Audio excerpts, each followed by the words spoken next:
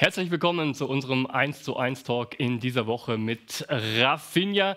Schön, dass du da bist. Ich habe es versucht mit deinem kompletten Namen, brauche aber ein bisschen Hilfe. Marcio Rafael Ferreira de Sousa, richtig? Oder fehlt da noch ein bisschen was? Nein, das reicht schon. Aber wir dürfen es kurz halten mit Rafa. Ja, Rafa ist besser. Rafinha, wie du bist. Wunderbar.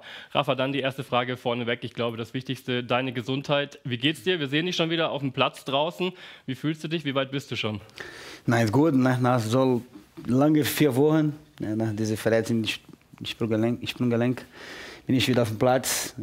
Ich freue mich sehr. Das war eine schwierige Zeit für mich, weil wir haben so viele Spiele gehabt im September und ich habe alles verpasst. Aber war ein kleines Problem, nicht groß. Und dann jetzt bin ich wieder fit, bin wieder eine Option für Trainer für Samstag. Du sprichst von langen 4 Wochen, aber ich glaube, wir waren alle überrascht, wie schnell das dann doch wieder ging nach diesem Foul, das du da abbekommen hast. Wie hast du das erlebt danach? Wie hart musstest du arbeiten? Was hast du genau gemacht, dass du so schnell wieder auf dem Platz zurück warst? Ja, genau. Für mich war ein bisschen so Schock, weil ich habe nach dem Schlag von der Spieler von Leverkusen habe ich also das Gefühl, das war ich habe nicht meine Beine gemerkt. Ich habe keine so Gefühl, deswegen habe ich ein bisschen geschockt so. Und danach habe ich versucht, so wieder mein Bein auf dem Boden, dann war keine. Und ja, also für diese Verletzung war schon relativ schnell, ne, 4 Wochen. Aber ja, ich habe nie in meiner Karriere ein Problem, so ein Verletzung, also muskuläre Probleme, ich habe nie gehabt. Ich arbeite oft so wegen dieser Sache, weil so unser Körper ist unser Instrument zum Arbeiten und ich versuche immer, ne, so Prävention machen, aber gegen diese Antritte von Bellarabi, von Leverkusen, das kann ich nichts machen. Aber okay, das war schon vorbei, jetzt bin ich wieder gesund und ja, Gott sei Dank war nur 4 Wochen. Vielleicht wenn ich Pech habe, war eine lange Zeit mehr.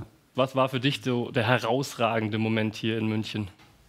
Aber jeder Moment hier bei München ist schön. Ich sage für die Jungs auch, wir müssen genießen so jeden Tag, dass wir hier sind, weil wir sind einer von den besten Vereinen der Welt.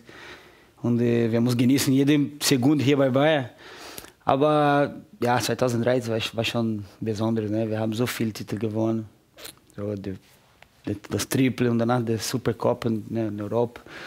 Danach dieser Clubpokal, der Weltclubpokal in Marokko haben wir gewonnen auch. So viele Titel. Also 2013 war eine sehr, sehr spezielle Jahre für uns. Und ich freue mich, ne, bei der Geschichte von FC Bayern München da sein, weil so ist nicht für jeden, ne, so viele Titel gewinnen und das Triple hat keiner geschafft.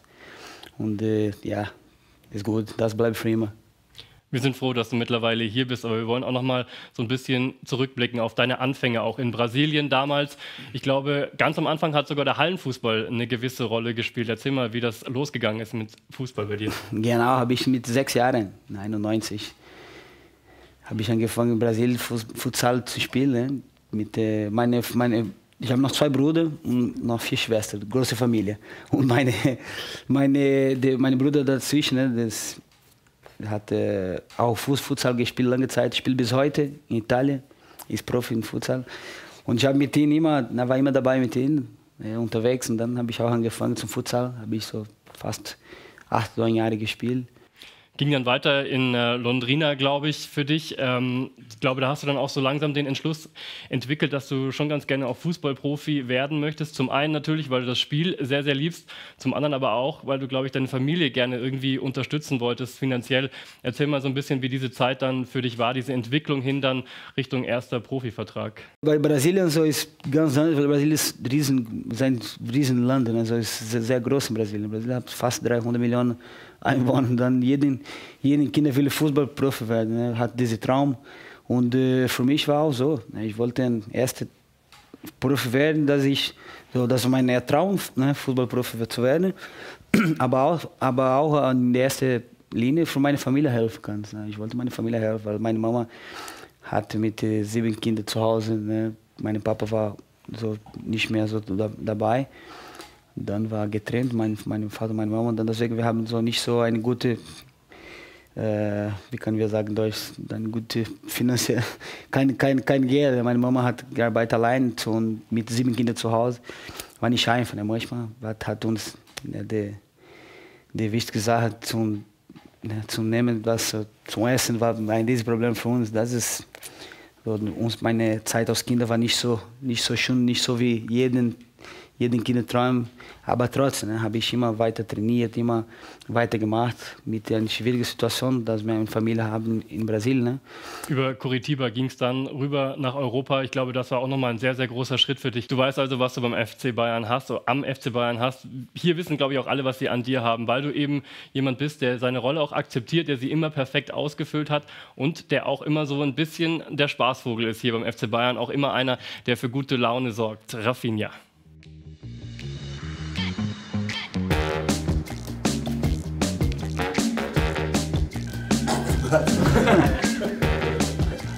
Applaus für die Legende, ey.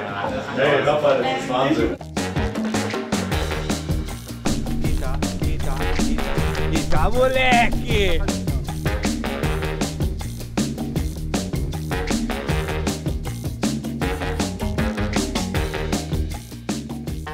Little bit of Monica in my life, a little bit of Erica by my side, a little bit of Rita's all I need, a little bit of...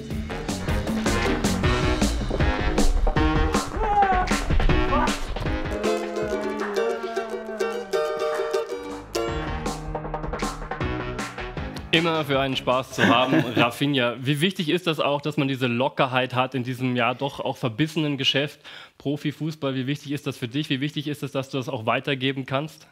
Ja, ich glaube, das ist sehr important. Wenn du musst lachen, du musst genießen, du musst immer so Spaß auch dabei haben. Natürlich, hier bei uns, wir haben so viel Qualität. Ne? Und natürlich, ich glaube, ich habe kein Motiv so enttäuscht oder traurig oder schlecht. Wenn wir gesund bist, wir müssen genießen. Wir haben einen super Job. Unser Beruf ist sehr gut. Fußballspieler, das ist, glaube ich, ist super. Deswegen, ich mache immer Spaß. Gott sei Dank, ich bin ein Typ, dass ich versuche immer die Mannschaft zusammen integrieren, dass alles gut läuft. Natürlich, ne, jeder hat sein eigenes Problem, jeder hat ein Leben. Aber ich versuche hier, wenn ich reinkomme hier selber in die Straße, ich versuche immer, so immer alles mit Spaß machen, immer glücklich sein, immer gute Laune. Weil wenn du gute Laune, wenn du lachen, wenn du machst Spaß, du bringst alle anderen mit. Das ist, glaube ich, der Schluss. Ich mache Spaß mit jedem hier. Wir wollen aber auch noch mal ein bisschen über deine persönlichen Dinge sprechen, was du so für Interessen hast außerhalb des Fußballplatzes. Tattoos sind, glaube ich, eine Geschichte. Du hast sehr viele, man kennt sie auch von Instagram. Ja. Unter anderem, glaube ich, auch eins, was ein bisschen Brasilien und Deutschland vereint. Wie wichtig sind dir die Tattoos und was ist vielleicht so das Bedeutsamste? Ich mag Tattoo. Meine Mama sagt nicht so, mag ihn nicht gerne, aber ich liebe Tattoo.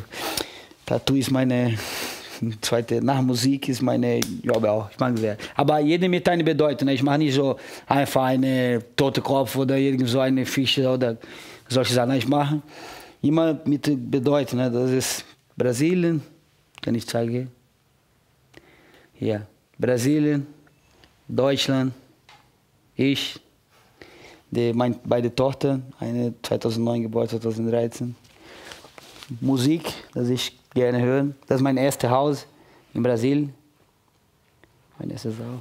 Hier, das Triple. Meine Nummer auch nochmal hier. Und hier noch, aber hier schaffe ich nicht mehr. Es gibt zwei Instrumente hier, das ich spiele auch. Und die gibt es hier auch. Der Weltpokal, die sind haben wir in Marokko gewonnen, 2013.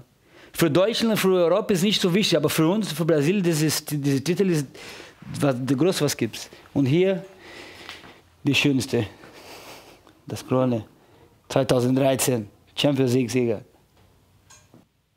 Und damit wissen wir also, wenn man Rafinhas Körper kennt, dann weiß man eigentlich schon alles über ihn. Wir haben heute hier von meinem Papa auch.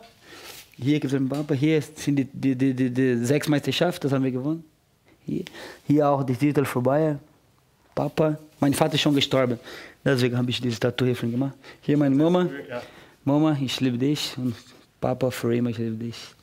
Sehr, sehr schön. Also bei Fragen über Rafinhas Karriere einfach seinen Körper von oben nach unten anschauen. Wir haben noch viel mehr über dich erfahren heute. Vielen Dank, dass du da warst in diesem 1:1 Talk. Vielen, vielen Dank. Viel Erfolg in den nächsten Wochen. Danke mit dem sehr. FC Immer Bayern gerne, wenn du Rafinha. auch. Ich bin Dankeschön. Und wir sehen uns dann in der kommenden Woche wieder mit unserem nächsten 1:1 Talk. Bis dahin, eine gute Zeit.